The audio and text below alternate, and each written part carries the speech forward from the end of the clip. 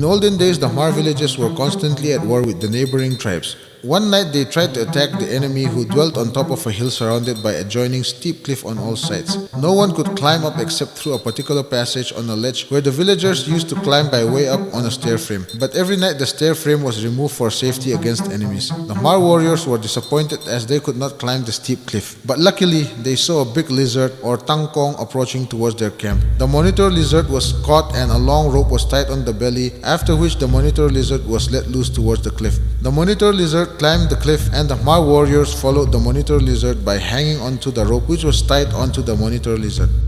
The warriors overran the enemy and brought home many enemy heads. The women folk were taken prisoners, and to differentiate them from their own folk, small bamboos were cut and inserted in the hole of the earlobe. The victory was celebrated by the whole community with a dance, and that was the beginning of Tangkawng Vailak Lam, or the victory dance of the lizard.